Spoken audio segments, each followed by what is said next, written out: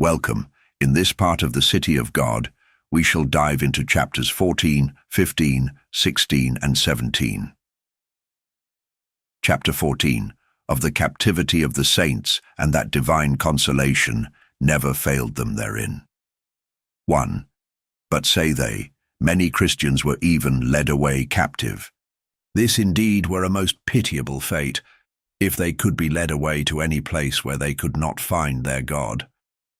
But for this calamity also sacred Scripture affords great consolation. The 3 youths were captives, Daniel was a captive, so were other prophets, and God the Comforter did not fail them. And in like manner he has not failed his own people in the power of a nation which, though barbarous, is yet human, he who did not abandon the prophet in the belly of a monster. These things indeed are turned to ridicule rather than credited by those with whom we are debating, though they believe what they read in their own books, that Arian of Methymna, the famous lyrist, when he was thrown overboard, was received on a dolphin's back and carried to land. But that story of ours about the prophet Jonah is far more incredible because more marvelous, and more marvelous because a greater exhibition of power. Chapter 15. Of Regulus, in whom we have an example of the voluntary endurance of captivity for the sake of religion, which yet did not profit him, though he was a worshipper of the gods. 1. But among their own famous men, they have a very noble example of the voluntary endurance of captivity in obedience to a religious scruple. Marcus Attilius Regulus, a Roman general, was a prisoner in the hands of the Carthaginians. But they, being more anxious to exchange their prisoners with the Romans than to keep them, sent Regulus as a special envoy with their own ambassadors to negotiate this exchanges, but bound him first with an oath that if he failed to accomplish their wish, he would return to Carthage. He went and persuaded the Senate to the opposite course, because he believed it was not for the advantage of the Roman Republic to make an exchange of prisoners.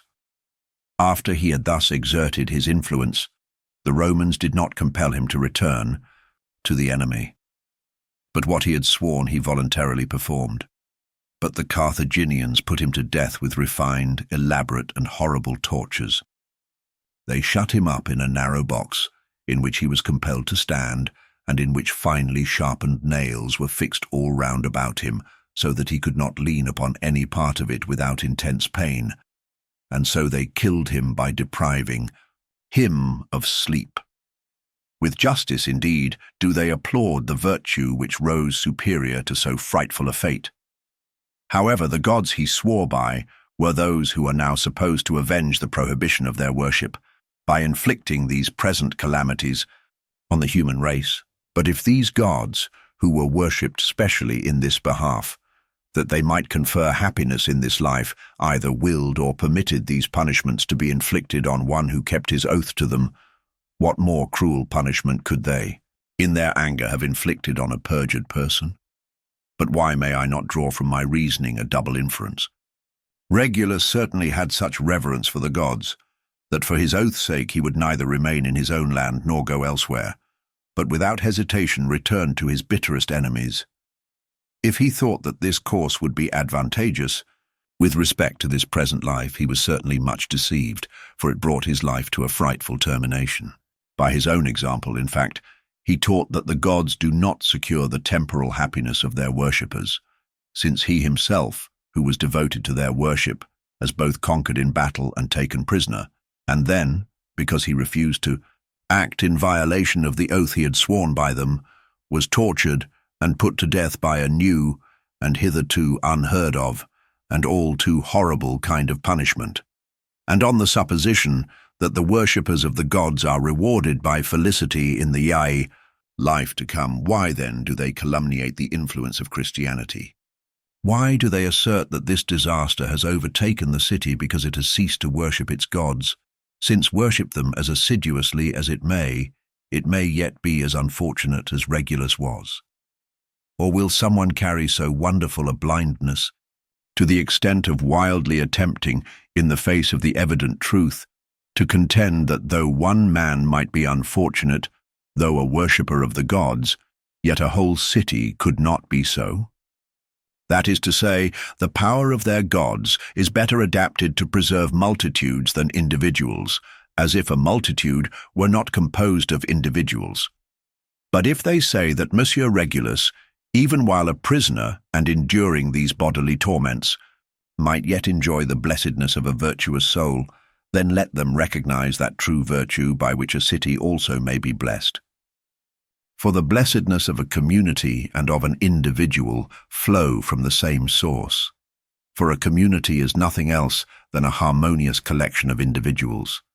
So that I am not concerned meantime to discuss what kind of virtue Regulus possessed. Enough that by his very noble example they are forced to own that the gods are to be worshipped not for the sake of bodily comforts or external advantages, for he preferred to lose all such things rather than offend the gods by whom he had sworn. But what can we make of men who glory in having such a citizen, but dread having a city like him? If they do not dread this, then let them acknowledge that some such calamity as befell Regulus may also befall a community, though they be worshipping their gods as diligently as he, and let them no longer throw the blame of their misfortunes on Christianity. But as our present concern is with those Christians who were taken prisoners, let those who take occasion from this calamity to revile our most wholesome religion in a fashion not less imprudent than impudent, consider this and hold their peace. For if it was no reproach to their gods that a most punctilious worshipper of theirs should, for the sake of keeping his oath to them, be deprived of his native land without hope of finding another, and fall into the hands of his enemies, and be put to death by a long-drawn and exquisite torture, much less ought the Christian name to be charged with the captivity of those who believe in its power, since they, in confident expectation of a heavenly country, know that they are pilgrims, even in their own homes. Chapter 16. Of the violation of the consecrated and other Christian virgins, to which they were subjected in captivity, and to which their own will gave no consent, and whether this contaminated their souls. 1. But they fancy they bring a conclusive charge against Christianity, when they aggravate the horror of captivity by adding that not only wives and unmarried maidens, but even consecrated virgins, were violated. But truly, with respect to this, it is not Christian faith, nor piety, nor even the virtue of chastity, which is hemmed into any difficulty. The only difficulty is so to treat the subject as to satisfy at once modesty and reason. And in discussing it, we shall not be so careful to reply to our accusers as to comfort our friends. Let this therefore in the first place be laid down as an unassailable position, that the virtue which makes the life good has its throne in the soul, and thence rules the members of the body, which becomes holy in virtue of the holiness of the will, and that while the will remains firm and unshaken, nothing that another person does with the body or upon the body is any fault of the person who suffers it, so long as he cannot escape it without sin. But as not only pain may be inflicted, but lust gratified on the body of another, whenever anything of this latter kind takes place, shame invades even a thoroughly pure spirit from which modesty has not departed.